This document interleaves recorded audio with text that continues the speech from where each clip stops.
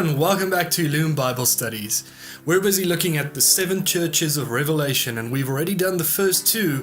And if you haven't yet watched those videos, you might want to go check them out first. You'll find them here and here, or in the description below, or you can just go to our channel and go and find them there. They're in a playlist there, and they're also in the video section of the channel. Today, we'll be looking at the Church of Pergamum. And it's going to get pretty weird, so hold on to your hats and let's read Revelations 2 from verse 12. To the angel of the church in Pergamum write, "These are the words of him who has the sharp double-edged sword. I know where you live, where Satan has his throne. Yet you remain true to my name. You did not renounce your faith in me, not even in the days of Antipas, my faithful witness, who was put to death in your city where Satan lives. Nevertheless, I have a few things against you. There are some among you who hold to the teaching of Balaam, who taught Balak to entice the Israelites to sin, so that they ate food sacrificed to idols and committed sexual immorality. Likewise, you also have those who hold to the teaching of the Nicolaitans. Repent, therefore, otherwise I will soon come to you and will fight against them with the sword of my mouth. Whoever has ears, let them hear what the Spirit says to the churches. To the one who is victorious, I will give some of the hidden manna. I will also give that person a white stone with a new name written on it, known only to the one who receives it." So it starts off rather heavy, saying Pergamum is where Satan has his throne. So what was so bad about this city? Why is it said that this specific city is where Satan has his throne? It says that twice. Now Pergamum was a large city. It was a metropolitan city. For a long time it was the capital of Asia before that title moved to Ephesus. And Pergamum, being a metropolitan city, being a large city, being a famous city, was also a very cultured city. So culture in this time that the book of Revelations is written means many temples, many feasts, many rituals. Pergamum is said to have an acropolis that was second only to Athens. An acropolis would be the highest point of the city where most of your temples and cultural points were, usually on top of a mountain, and usually sort of difficult to get to, but the thinking was that the higher you are, the closer you are to the gods. And Pergamum had no shortage of temples and cultural buildings. There were theaters and spas even, and there were temples to Roman emperors, there were temples to Greek and Roman gods, there were temples to Egyptian gods, which we'll get to in a moment. And there was a huge altar to Zeus. And that altar actually stands in Berlin in a museum today. And you can go and view it there. It has some very famous marble friezes along the outsides. And it's a very famous landmark from the ancient Greek world. There were 2 main temples that Pergamum was very well known for. And the first of which still stands today and is known as the Red Basilica, was actually a temple to Egyptian gods. They think that primarily Isis was worshipped there, who was the goddess of the Nile. And it's very interesting to see how this temple would have featured in a Greek city. But Pergamum was Mark Antony's capital of Asia, and Mark Antony was in love with Cleopatra, who was the pharaoh of Egypt, so it sort of makes sense. But there were a lot of weird rituals that were held in this temple. Because it was an Egyptian temple, it would have been weird even to the Romans and very weird to us today. Nearby was the temple of Asclepius, who was the Greek god of healing and medicine. And it was this huge temple complex that actually had inside of it a spa and several buildings towards physical well-being. There was a hospital there. There was even at one point a psychiatric hospital. And you would go there to be healed. But you weren't allowed to be terminally ill. You had to have something that had some hope of being cured. You would go inside, you would make an offer or something in the courtyard, we're not sure, but then you would enter a tunnel and you would crawl underground into the temple itself. And once inside, you would be drugged. And when you were drugged, you would eventually pass out, and then you'd spend the night sleeping amongst live snakes. And somewhere during the night, Asclepius was supposed to come and give you a vision. And this vision would be your diagnosis, as well as a cure for how to cure your sickness. If a snake did crawl over you during the night, it would be seen as a sign that Asclepius was going to heal you. The next morning, you would go to the temple priests and tell them the vision that you had, and they would then prescribe to you to which part of the temple complex you would be going next to begin your treatment. Now this would be anything from just having a mud bath to relaxing in some gardens to just taking a bit of time off to actually having major surgery. There were practicing physicians there as well. And as I said, a psychiatric hospital for those that needed time off to just recollect their thoughts. And upon finishing your treatment, you'd go and you'd offer to Asclepius to thank him for healing you. And many of the offers were small clay or bronze versions of the body part that was healed. There are many feet and hands and legs and arms and torsos and whatever body part else was healed that were left at the altar of Asclepius and have been found by archaeologists that were excavating the site.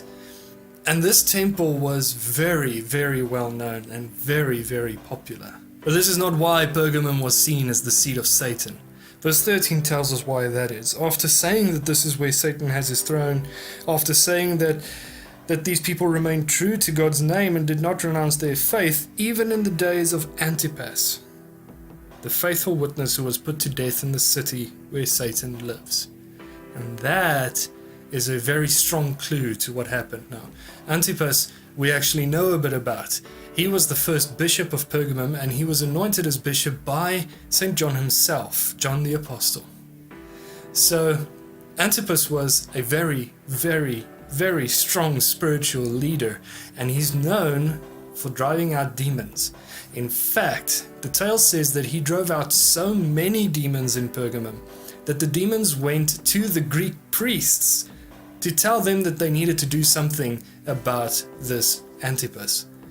And the priests actually went to the Roman governor and complained, saying that this Antipas was driving the spirits out of the town and hindering the work of the temples. Now, in a city known for its temples, it's very bad business for the city and for the tourism of the city if the temples stop working because there are no more spirits to help the temples do their work. So it was decided that the best thing would be to put Antipas to death. He was arrested, and where other martyrs of the early Christian church might have been burned or crucified, he was placed inside a brazen bull on the altar of Zeus and offered to Zeus as an incense offering, so that the smell of him might be pleasing to Zeus and that the spirits might return. And he died inside the brazen bull, praying for the future of the church in Pergamum. And this emboldened the Christians to not hold back in their faith, and they kept on believing in spite of this incredibly violent thing that was done, and the amount of demons present in this city, the amount of bad, evil spirits that were there, and the amount of work that had to be done to try and be a church in a city with so many prominent temples and so many people of other faiths. But there are a few things to be held against these Christians, and one of them we've already dealt with, and that is the fact that some of them held to the teaching of the Nicolaitans. We've already dealt with the Nicolaitans when we looked at the church in Ephesus. And just a quick recap, you can go watch the video if you'd like to see that in more detail, but the Nicolaitans basically said, we're already saved, we're already going to heaven, we can do what we want. And so it's also saying that some of these Christians in Pergamum were holding to the teachings of the Nicolaitans. They were saying, we can do what we want, we don't need to behave ourselves, we are already going to heaven. And the others were holding to the teaching of Balaam. Now this took some fishing, but Balaam is actually an Old Testament prophet in the time of Joshua. And the time that the Israelites were moving into the promised land, moving into Canaan, which eventually became Israel. Balaam was one of the prophets, but he was a non-Israelite prophet. And he was actually from the kingdom of Moab. And the Moabite king Balak came to Balaam and said to him, you speak on behalf of God, and you bring messages from God and curses and blessings from God, so would you please curse the Israelites so that they can't come into Moab and take our kingdom? And Balaam said, no, I don't say anything that God does not say, and I do not curse anything that God does not curse, so I will not curse the Israelites. And he was offered money, and he still declined that he will not curse the Israelites, but he did accept the bribe in telling the king how the king can curse the Israelites by misleading them into temptation through prostitutes, and by feeding them meat that had been offered to idols so that they became unclean. And it's interesting that the letter says that some of the Christians were holding to the teaching of Balaam. And it's possible that when the persecutions against the Christians in Pergamum began, and as we've already said, many of the persecutions were instigated, driven and funded by Jews, it's possible that the Christians decided to get back at the Jews by leading them into temptation, by having them sin through getting them to eat food that had been offered to idols, and by getting them to perform sexual immoralities. And that this is what's actually being addressed here, that these Christians should not be so sneaky and backstabbing and vengeful in trying to get the Jews to curse themselves. But other than that, there's not much to hold against them. In fact, it's quite impressive how some of them were holding on to the faith in spite of violent persecution, in spite of this weird city that they were in. And that is why the final verse says, those of them who are true to the faith, those of them who do persevere, those who are victorious, will be given some of the hidden manna and a white stone with a new name written on it that only they will know. And that's kind of weird and hard to understand, but basically it just means that God will be with them, God will care for them, He will guide them, and He will be with them and renew them in strength, that they might continue to be that which they are in the faith. And that is what the letter to the church in Pergamum is about. And next time we'll be looking at the church in Thyatira, which is also a very interesting one. So until then, God bless.